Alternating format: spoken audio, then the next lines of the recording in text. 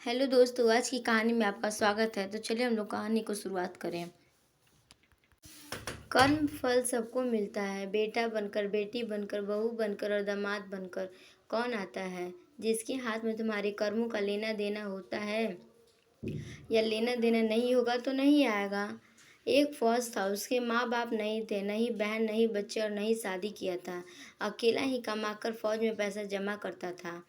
तो थोड़े ही दिनों में एक सेठ जी को, जो फौज में माला सप्लाई करते थे, उनसे उनका परिचय हो गया और दोस्ती हो गई। सेठ जी ने कहा, तुम्हारे पैसे वैसे ही पड़े हैं, जितने हैं उतना ही है, तुम मुझे दे दो, मैं कारोबार में लगा दूंगा तो तुम्हारे पैसे भी बढ़ जाएंगे। फौजी ने सेठ जी को पैसा दे दिया। सेठ जी ने पैसा कारोबार में लगा दिया। कारोबार खूब चमक गया, खूब कमाई होने लगी, कारोबार बहुत बढ़ गया। थोड़े ही दिनों में लड़ाई शुरू हो गई। लड़ाई में फौजी घोड़ी पर चढ़कर लड़ने लगा। घोड़ी इतनी बदतमीज थी कि जितनी जोर से लगाम खींचे उतनी ही तेज भागे।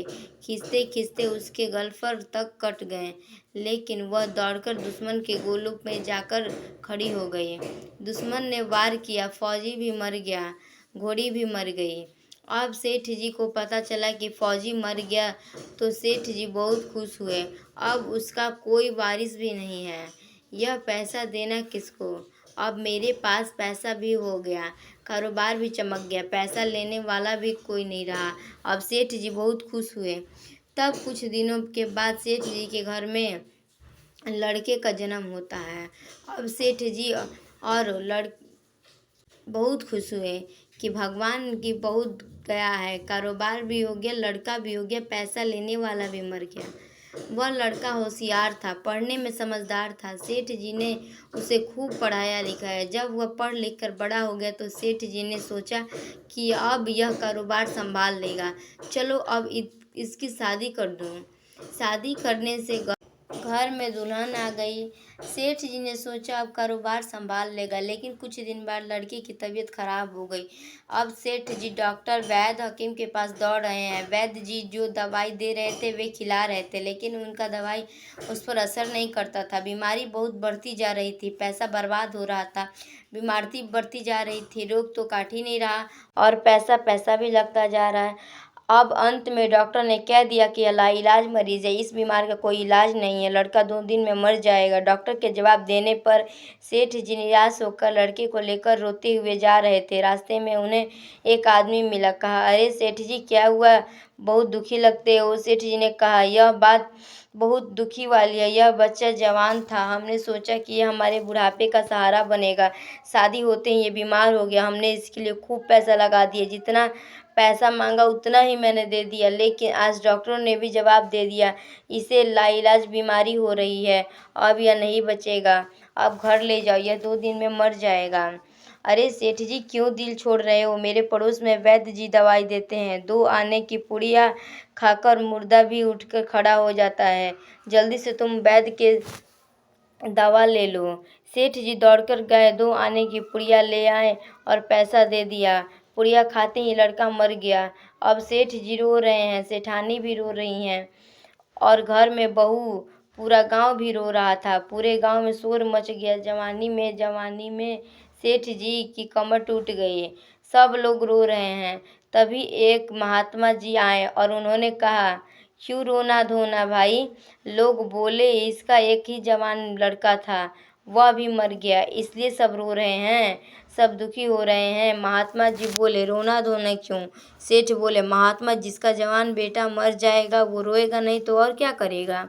हाँ, कारोबार के लिए पैसा मिला था तो खुशी थी। महात्मा बोले, अरे उस दिन तो आपकी खुशी का ठिकाना ही नहीं था। सेठ बोला, किस दिन? महात्मा जी बोले, जिस दिन फौजी मर गया, सोचा पैसा भी नहीं देना पड़ेगा, मलामा लभी बहुत हो गया, कारोबार खूब चमक गया, पैसा भी नहीं देना पड़ेगा, बहुत खुश थे। सेठ बोले, हाँ महाराज खुश तो था। महात्मा बोले, उस दिन तो आपकी खुशी का ठिकाना ही नहीं था, कितनी मिठाइयाँ बट गई। सेठ बोला, किस दिन? महात्मा जी बोले, उसी दिन जब तुम्हारे घर लड़के का जन्म हुआ था।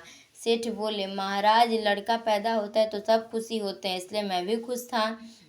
महात्मा बोले, उस दिन तो तुम्हारे पैर जमीन पर ही नहीं पड़ रहे थे। सेठ बोला, किस दिन? महात्मा जी बोले, जिस दिन बेटा शादी करने जा रहा था। सेठ बोला, जब बेटा शादी करने जाता है तो हर कोई खुश हो जाता है, तो मैं भी खुश था। महात्मा बोले, जब इतनी बार खुश हो गए तो जरा सी बात के लिए क्यों रो रहे हो? सेठ बोले, महाराज ये जरा सी बात है, जवान बेटा मर गया, ये जरा सी बात आपको लगता है? महात्मा बोले, अरे सेठ जी, वही फौजी बेटा बनकर आ गया है। पढ़ने लिखने खान में और पहनने में, शौक श्रृंगार में जितना लगाना था और शादी में लगाया, ब्याज लगाकर डॉक्टरों को दिलवाया। अब जो 2 आने पैसे बच गए थे वो वैद्य जी को दिलवा दिए और पुड़िया खाकर चल दिया। अब कर्मों का लेना देना पूरा हो गया। चलो हमारे साथ, तो कर्मों का लेना देना था, जो हुआ सो हुआ। वह जवान बहुरानी घर में रो रही है। जवानी में उसको धोखा देकर विधवा बनाकर चला गया।